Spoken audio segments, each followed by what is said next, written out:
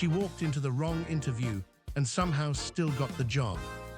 Okay, wait, I gave her the directions, and honestly, they were almost correct. Almost correct. I ended up in an accountancy firm, Jake. I'm in marketing. Inspired by the kind of story you'd find on Reddit. Imagine this. You walk out of the most important job interview of your life. You think it went brilliantly.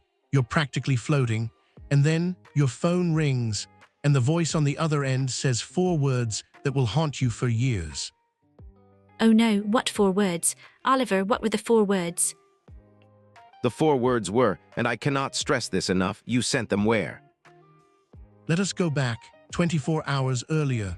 Sophie, in this story, you play our protagonist, a 26-year-old marketing coordinator who has applied for her dream job at a mid-sized design agency in Bristol. Right, okay, Bristol. Dream job. I'm already nervous just thinking about it. And I, brilliant, handsome, and arguably the most helpful person in this scenario. I am her flatmate.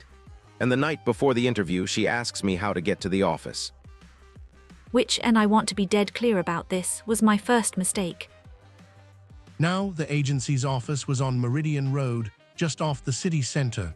Sophie had never been there before, so she asked Jake to walk her through the route. Jake, being Jake, was very confident about this. Okay, so honestly, it's super easy. You go straight on from the train station. Straight on means you keep walking in the same direction, no turns, straight on for about 5 minutes. Then you turn left at the big roundabout. A roundabout is a circular junction where roads meet right. We have loads of them in the UK.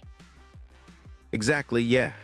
So turn left at the roundabout, then go past the pharmacy. Go past means you walk by something without stopping, go past the pharmacy, and you should see the office on your right-hand side. Right-hand side, got it, sounds dead straightforward. It did sound straightforward. The problem, and this is the crux of it, is that Jake had given Sophie directions to a completely different building, not the design agency, not even close. He had, with full confidence and zero accuracy, directed her to a rival company 3 streets away. Okay, in my defense, and I do have a defense, I looked it up on Google Maps like 2 years ago for a completely different reason, and I just remembered it wrong. You remembered it wrong. He remembered it wrong. I wore my best blazer, Jake. Sophie arrived the next morning, following Jake's directions to the letter. She went straight on from the station. She turned left at the roundabout. She went past the pharmacy. She found the building on her right-hand side. She walked in, announced herself at reception, and sat down to wait. And the receptionist was looking at me proper funny, like a sort of confused half-smile. But I thought, oh, she probably just does that to everyone. Nerves, you know. Oh no, I know where this is going.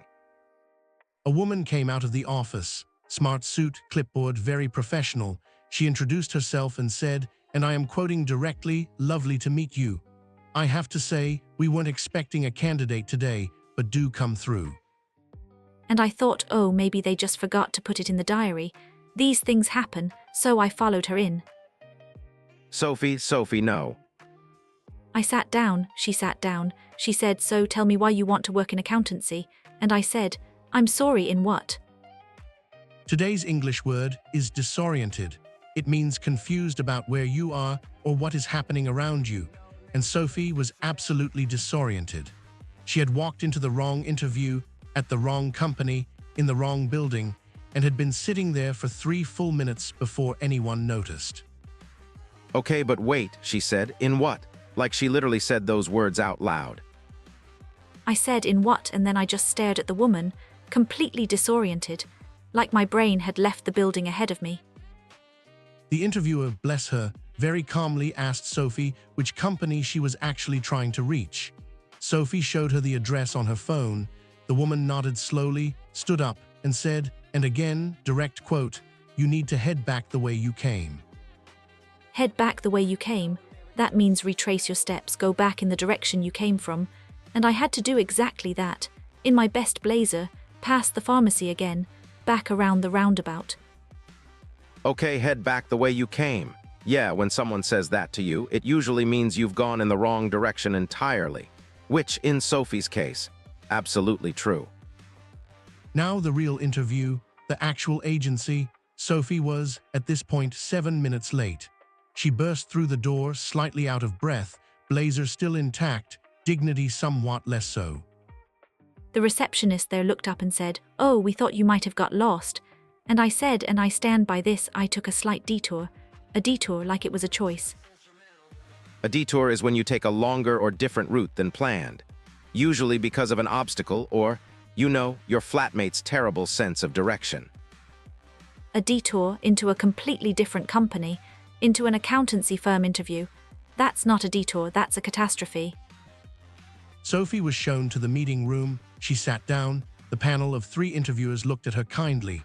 And then the lead interviewer leaned forward and said, "We're just glad you found us. Some people find the directions on our website a bit confusing." And Sophie, still slightly disoriented, said, "Go on, Sophie." I said, "Oh, I didn't use the website.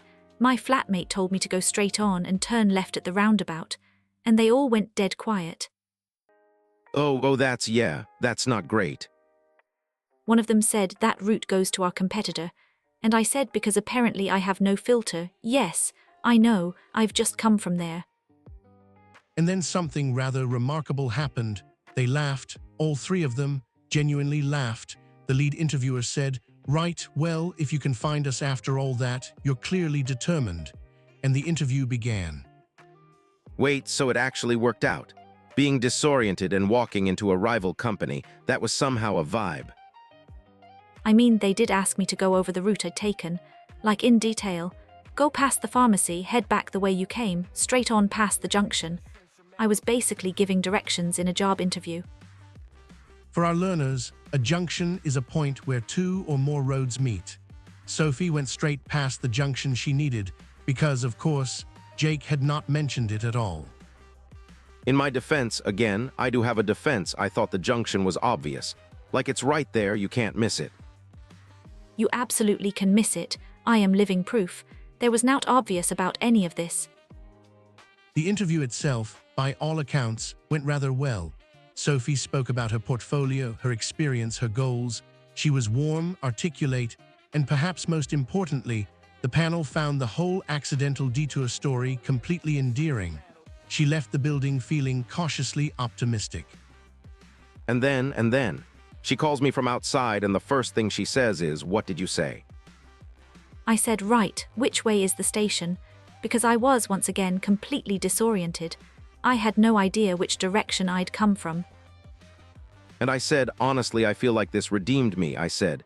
"Go straight on past the junction, bear right." Bear right, that means turn slightly to the right, not a sharp turn but a gentle curve in that direction, which I did, and I found the station.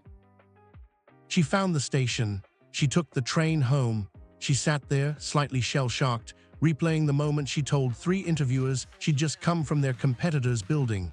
3 days later, an email arrived. What did it say?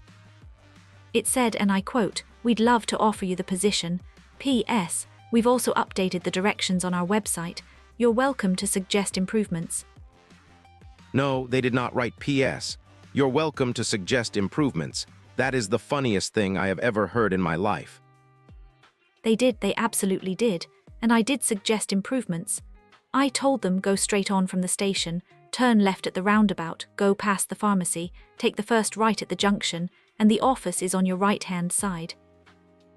And that, remarkably, is a true, inspired by true, account of how getting completely and utterly lost, wandering into the wrong interview, and narrating your own catastrophic detour to a panel of strangers somehow resulted in a job offer. The moral of the story, I suppose, is always check the directions yourself. Or alternatively, be so entertainingly disoriented that people just want to hire you anyway. Honestly, that's a valid strategy. It is not a valid strategy, Jake. It was a miracle, a proper blazer-wearing miracle. And that is where we leave today's story.